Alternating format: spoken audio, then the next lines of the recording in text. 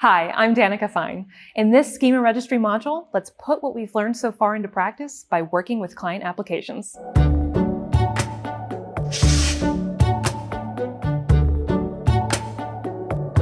Schema Registry integrates with several client types. We'll start by showing how to use the Confluent CLI and the console producer and consumer clients that ship with Schema Registry. From there, we'll move on to the Kafka producer and Kafka consumer clients, Kafka streams, and KSQLDB. Here's an example using the Confluent CLI to produce events to a topic using the schema associated with the topic. A few things to note. First, notice how we provide the value format of protobuf, since otherwise the command would expect the schema to be using the default value of avro. Also note that you provide the path to the schema definition using the schema parameter. To produce a record from the command line, you provide the record data in JSON format. In general, the Confluent CLI is a great way to quickly test and prototype your schemas. Next, let's see how the Confluent CLI is used to consume records from a topic.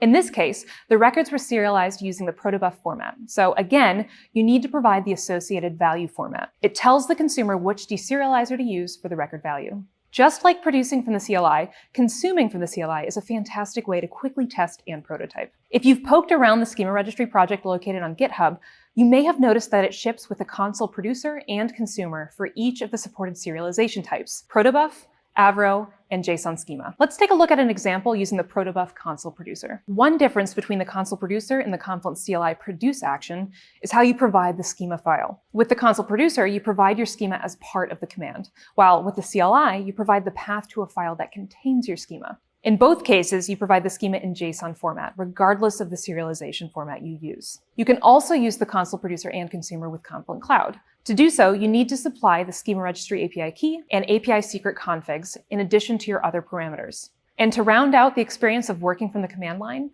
we have the console consumer. All right, we've seen the command line. So now let's look at integrating Schema Registry with the Kafka producer and Kafka consumer clients. But before diving into the specifics, there are some common configuration settings you'll always provide, whether you're using a producer or a consumer. So let's take a look at those. The first is the location of the Schema Registry instance. We provide this using the Schema Registry URL parameter. In this example, the URL points to a Schema Registry instance in Confluent Cloud. The next two settings in this example are required if you're connecting to a secured Schema Registry instance. The basic auth credentials shown here are what you would use when connecting to Schema Registry in Confluent Cloud. Integrating Schema Registry with a Kafka producer is simply a matter of using a Schema Registry-aware serializer. By providing the Schema Registry URL we saw in a previous slide, the serializer will handle the rest. It retrieves the schema and serializes the record into the correct format. In fact, the producer and consumer clients are unaware of Schema Registry. They simply call the correct interface method. In this case, the serializer.serialize method. The serializer instance handles the rest. Now, let's take a look at the lifecycle of a schema with the Kafka clients. While it is true that a Schema Registry-aware serializer will retrieve a schema from Schema Registry, it only does this when the schema has not already been stored in its local cache. In this diagram, we can see how the client interaction takes place with Schema Registry from the perspective of the producer. First, the producer attempts to serialize a record and calls serializer.serialize. This triggers the serializer to check its local cache for the schema file, but it doesn't find it. The serializer then queries Schema Registry and retrieves the schema and ID and stores it in its local cache. Now, the serializer serializes the record and stores the ID as part of the byte payload sent to Kafka. It's a very similar process for consumers.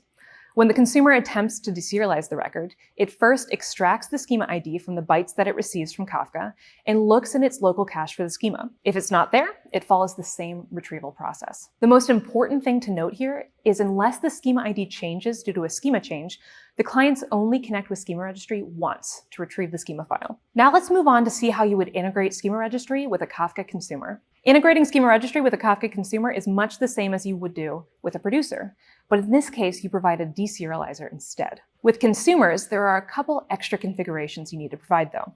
All of the serializers supported by Schema Registry generate objects from the schemas. You saw this in a previous module and did an exercise where you generated domain objects from a schema. Part of the object hierarchy includes a generic type that contains common methods that all generated objects will share. The specific object type generated contains the methods for retrieving the specific fields contained in the schema. Because of this object structure, you need to tell the serializer if it should return the specific object or the generic object type. For avro, you would set the specific avro reader configuration to true. For protobuf, you provide the specific class name.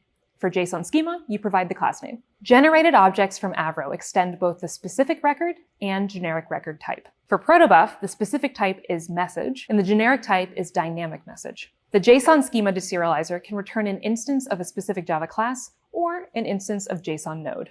For the most part, you will always want to use the specific object types since it's much easier to access the fields. When building an application, after you've generated the domain objects, you can use the code completion of your IDE to discover the field names to use. In some cases, you might find that you only know the topic contains Avro or protobuf serialized records, but you don't know the exact type. In those cases, you definitely want to use the generic types. With KSQLDB, it's even easier. You simply provide the value format of Avro, protobuf, or JSON SR values, and KSQLDB automatically retrieves and registers schemas as needed. This spares you from defining columns and data types manually in create statements and from manual interaction with Schema Registry. Before using schema inference in KSQLDB, make sure that the Schema Registry is up and running and KSQLDB is configured to use it.